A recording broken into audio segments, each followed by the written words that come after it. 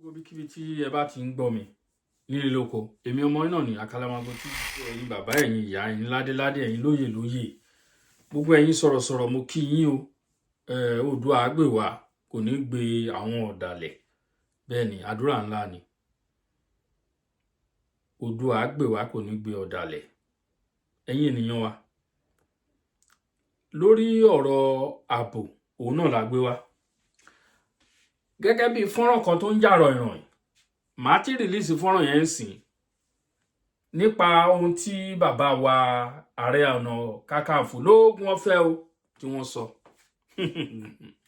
Òun ni mo fẹ́ kí ẹ jẹ́ ká jọ pẹ̀kẹ́lù lóní fẹ́rẹ́ jógí. Wọ́n ti sẹ́mọ̀ lóòótọ́ Ààrẹ Ọ̀nà Kakanfò ti máa ń sọ ọ̀rọ̀ wọ̀nyí ní gbogbo ìgbà.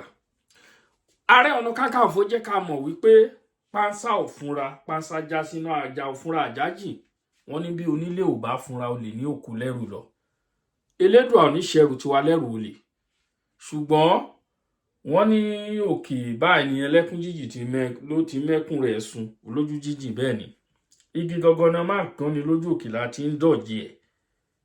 Ó ń bọ̀ àwẹ̀ là ń dẹ́ẹ̀dẹ̀ láyé àtijọ́. Ẹ jẹ́ ká mójútó. A ti ń pariwo tipẹ́. Ẹ wá ohun tó ń ṣẹlẹ̀ nísìnyí. Ó wá fẹ́ máa di fàkínfà nígbà tí wọ́n sọ̀rọ̀ nípa Yorùbá Security Summit ní last time. A ti ń sọ pé àwọn ọba wọ̀nyí ọ̀rọ̀ wọn ò tiẹ̀ yé wa. A ò mọbi tí wọ́n ń fì sí. Wọ́n pè fún ìpàdé yẹn gbà pé ẹ jẹ́ kí ìpàdé kó so èso rere o. Bàbá wa Ọọ̀ni of Ifẹ̀. Àwọn ni wọ́n ṣe MC ní ọjọ́ náà lọ́hùn tí wọ́n pe olóyè Ìgbòho sórí screen tí olóyè dẹ̀ ń bá wọn sọ̀rọ̀. Ààrẹ Ọ̀nà Kakanfò náà wà ń bẹ̀. Ẹ wá àwọn kankan tí mo fẹ́ kẹ́ wò ń sìn. Olóyè Ìgbòho rìn kiri ọ̀dọ̀ àwọn ọba pé kí wọ́n gbé ààbò fún òun. Ẹ má dé o.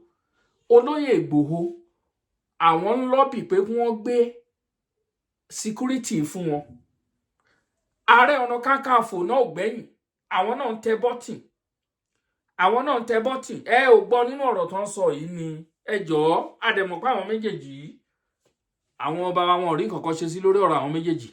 Ṣé kò yẹ kí àwọn ọba wọ̀nyí nǹkan tọ́rọ̀ yín fi sún mi rèé o, ẹ̀yin ọba ilẹ̀ Yorùbá, ẹ̀yin àgbààgbà wọ̀nyí a ò lè bú yín o torí ilé rẹ̀ làwa ti jáde. A ò ń bú àgbàlagbà. Ẹ̀yin bàbá wọ̀nyí ibi tọ́rọ̀ yín fi sún mi rèé o, tó bá jẹ́ bí èbó ẹ má bínú o. Ṣé kò yẹ kẹ́ ti wá nǹkan ṣe sọ̀rọ̀ Ìgbòho àti Ààrẹ Ọ̀nà Kakanfò? Àwọn méjèèjì sì wọ́n drag the same thing, ṣùgbọ́n ẹ̀ ṣe nǹkan kan sí. Màá rí ní fọ́nrán kẹ́ gbọ́ ohun tí wọ́n wí o, ohun tí Ààrẹ Ọ̀nà Kakanfò ohun tí wọ́n sọ. Bó ṣe jẹ́ pé fìtìfínrìn náà fi sọ abíbẹ́ bí bóbọ́ bú làwa dẹ̀ gbọ́. Àwọn ò gbọ́ fìtìfínrìn, ṣùgbọ́n ẹ farabalẹ̀ ẹ di ètè bá fẹ́ dì mú bẹ̀ nínú ọ̀rọ̀ wọn. Ọ̀pọ̀lọpọ̀ ẹ̀ náà ọ̀pọ̀lọpọ̀ àwọn ènìyàn wa náà ló ti wò ó. Ṣùgbọ́n ohun tó ń gbé mi lọ́kàn ni mo gbé wá síta o lórí ọ̀rọ̀ yìí. Ẹ má gbàgbé pé àwọn méjèèjì nǹkan kò wọ gbogbo wa ló mọ̀. Wọ́n gbéra wọn lọ ilé ẹjọ́ o. Ilé ẹjọ́ ní kẹ́nìkan sanwó fẹ́nìkan wọn ò sanwó o. Òun ni olóyè Ìgbòho oníkọ́ gbé ààbò fún. Ààrẹ Ọ̀nà Kakanfò oníkọ́ gbé fún. Ẹ̀yin èèyàn ní comment section ta ni kọ́ gbé fún náà méjèèjì. Olóyè Ìgbòho rèé, Ààrẹ Ọ̀nà Kakanfò rèé, ta ni kọ́ gbé fún? Ẹ bá wa tẹ̀ síbẹ̀. Ta ni kọ́ gbé ààbò yìí fún? Ṣùgbọ́n kẹ́ tó dìbò yín ẹ jẹ́ ká kọ́kọ́ gbọ́ ohun tí wọ́n sọ. Bá dẹ̀ ṣe ń wò lọ kẹ́ máa dìbò lọ. Ẹ̀yin ènìyàn mi. And I will read my speech as the Ààrẹ Ọ̀nà Kakanfò of Yorùbá.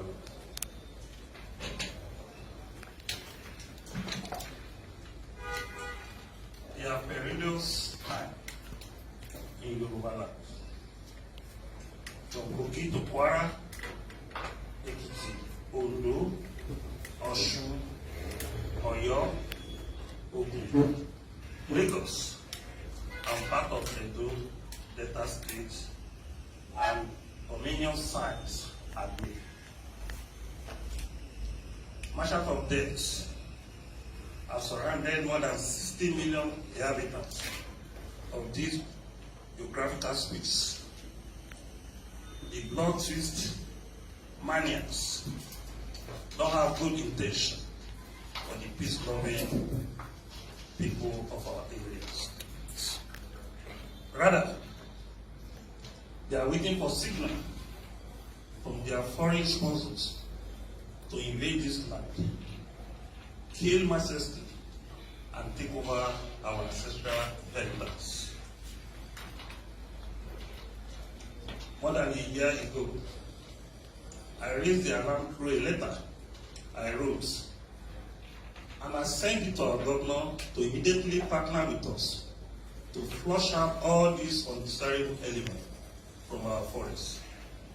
Pitiably, there was no response from them.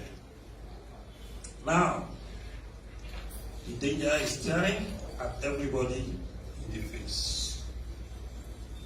If care is not taken urgently, this clear, present, serious, and immediate danger has the capability to change topographic landscape and history of peace-loving Yoruba people.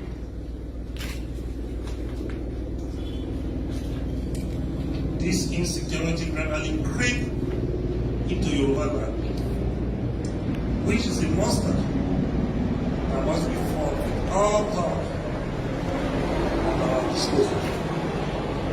Should I read that paragraph because of the electoral date? Okay.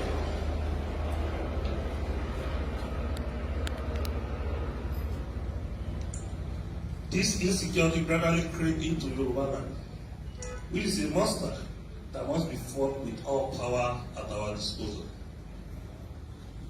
A first-class monarch who was Olukoro of Koro in Kwara State, Major General Shegun Aremu, retired, was shot dead in his palace, and his wife was abducted. Another first-class monarch who was traditional ruler of Ifon Ondo State, Oba Israel Adamas, was also killed by this monster. Council chairman, cleric, businessman have been aborted. Women have been raped. Farmers have been deprived of their possession. Travelers are no longer sure of their safety on highways.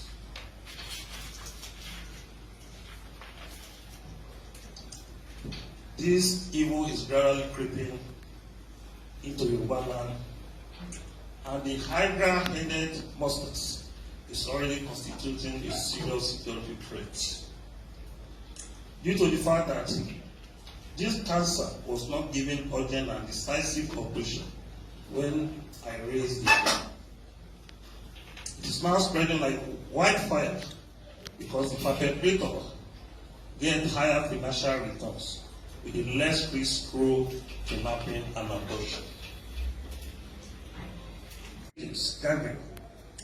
These terrorists are already mobilizing to leave forests and invade our towns and cities. It is high time we stop these cancers that is spreading this virus across Yoruba land. Aside from making money from these evil ventures, these enemies of progress want to destroy the economy of Yoruba land. This is why they must be stopped now. We must treat this kakawo with urgent attention it deserves. Because for any development to take place in any polity, evil must not be appeased.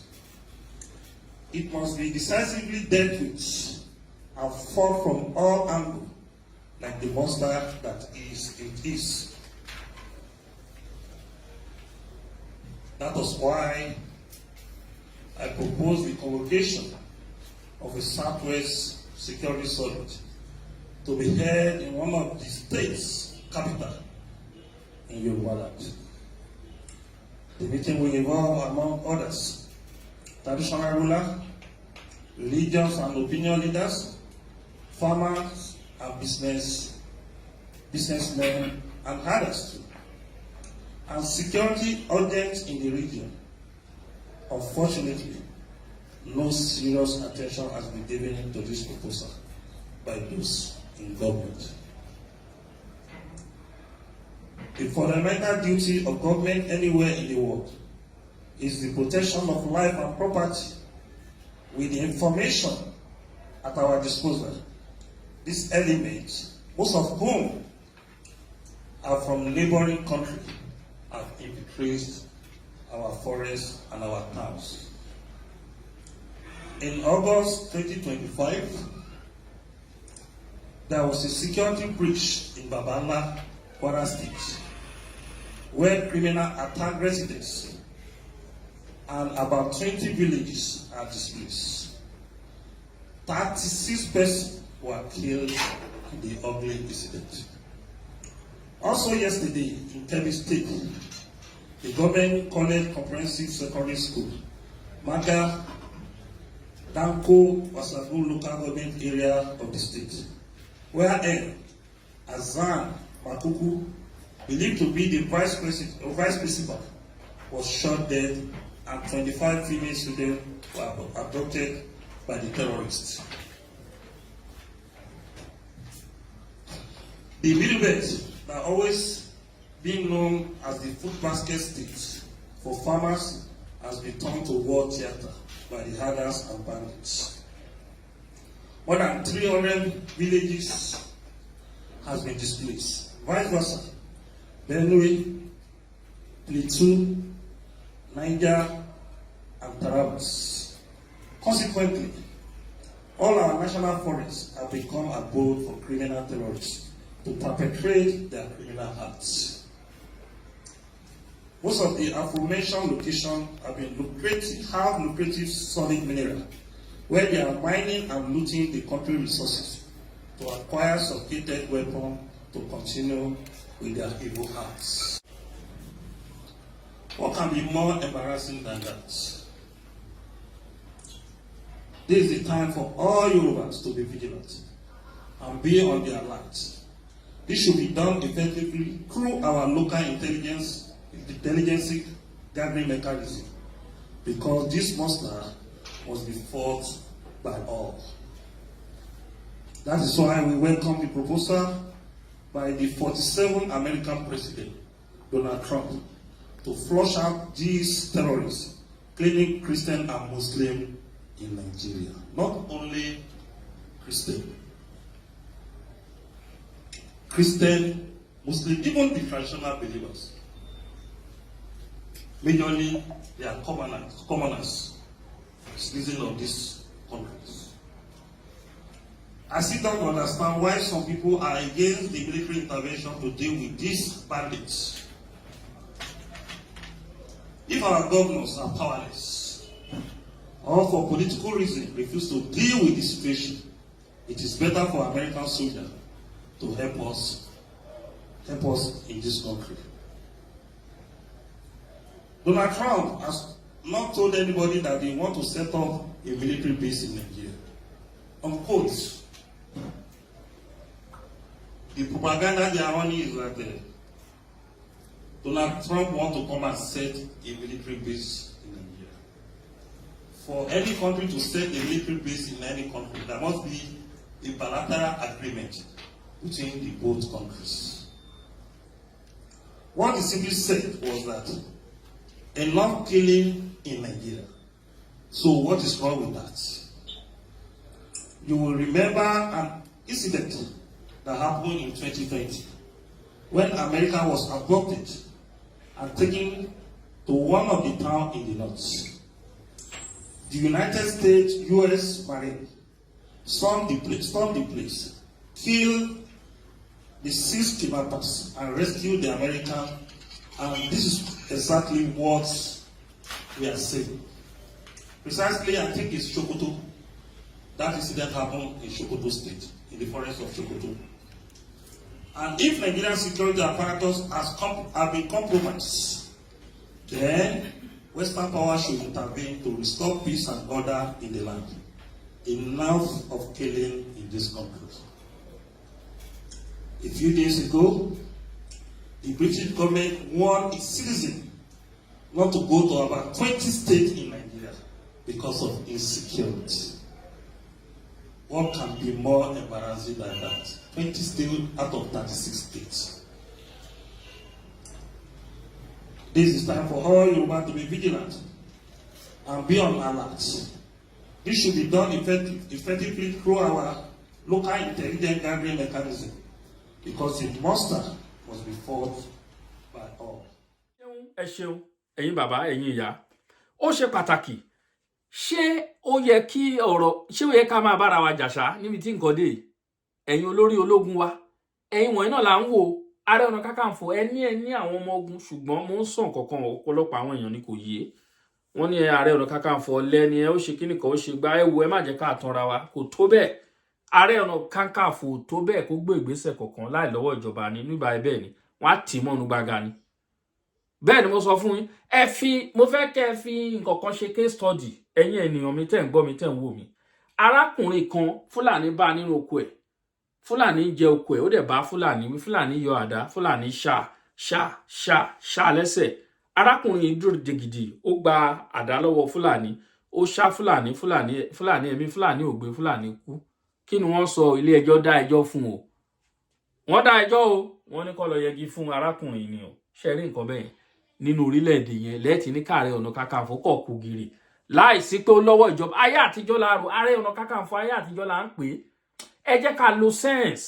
Ààrẹ Ọ̀nà Kakanfò ayé àtijọ́ lẹ ń pè ní tí Aláàfin Aṣígun fún òun lẹ ṣì ń rò. Wọ́n ti gba agbára lọ́wọ́ wọn o. Wọ́n ní agbára pẹ̀tù. Tí ó bá dánwò, èbó ti lọ prison rí, á padà sínú prison ni. So ẹ jẹ́ ká lo ọpọlọ, ẹ má jẹ́ ká fẹnu condemn Ààrẹ Ọ̀nà Kakanfò yẹn. Ẹ jẹ́ kó lo ìlànà tó fẹ́ lò. Ó ní sense. Ọ̀mọ̀wé ni. Ẹ jẹ́ kó lo ìlànà tó fẹ́ lò pẹ̀lú ọpọlọ diplomatic tó fẹ́ lò.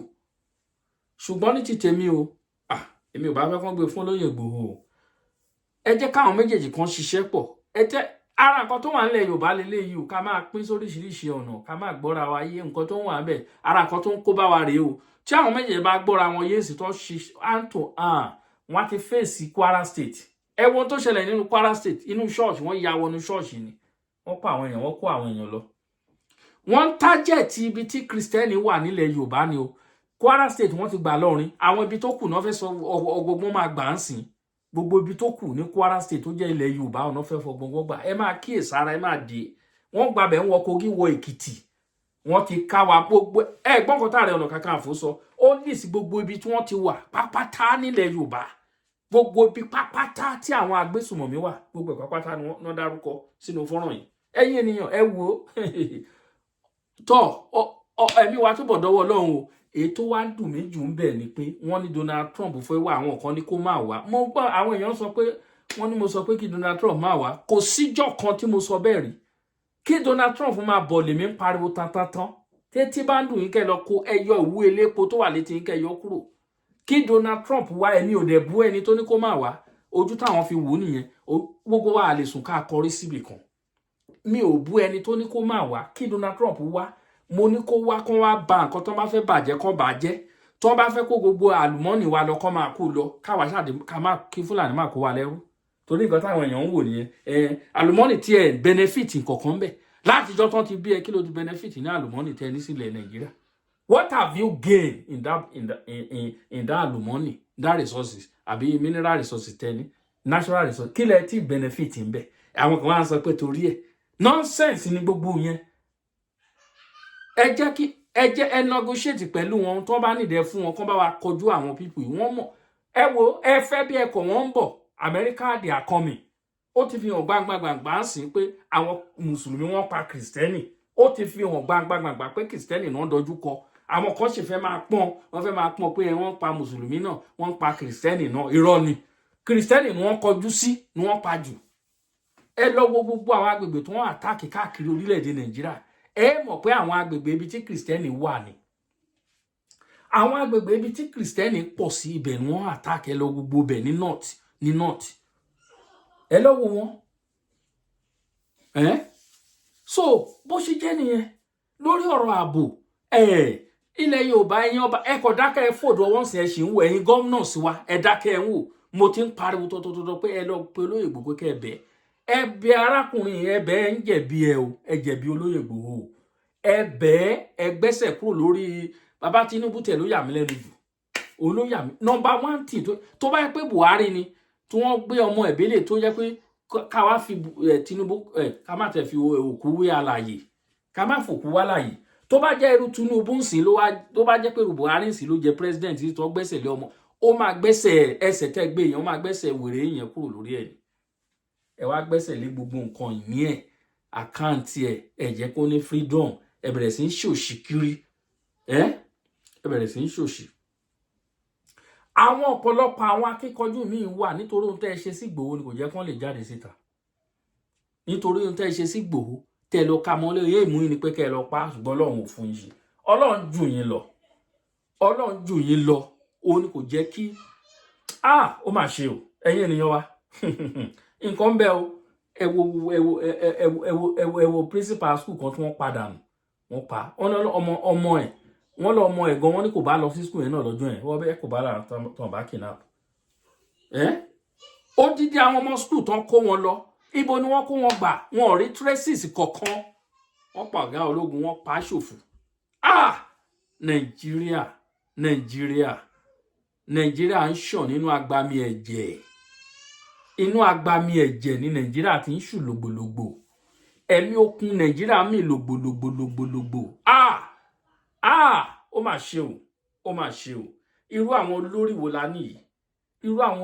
la níyì ìwọ lọ́hùn irú hílà ìlú ọkàn èèyàn ò balẹ̀ alẹ́ bí alára alọ́mọ sínú ìlú yẹn ọkàn èèyàn ò balẹ̀ Ọlọ́run á jẹ́ kọ́kọ́ wa balẹ̀ o Donald Trump please come to Nigeria ẹni tí ò bá gbọ́ ẹ̀yin tí etí ń dùn tí wọ́n ti kọ́gi mọ́ ẹ̀yin létí tétí yín ò lè gbọ́ràn mọ́ láéláé tétí yín á di àtìrandìran yín Donald Trump máa bọ̀ Donald Trump please come to Nigeria gbogbo ẹ̀yin tí ẹ sọ pé mi ò sọ pé kí Donald Trump wá ẹ wo àníri jù báyìí lọ ẹ má jẹ́ ká fàágùn jù èmi ọmọ yín náà ní Àkàlàmàgò TV show thank you.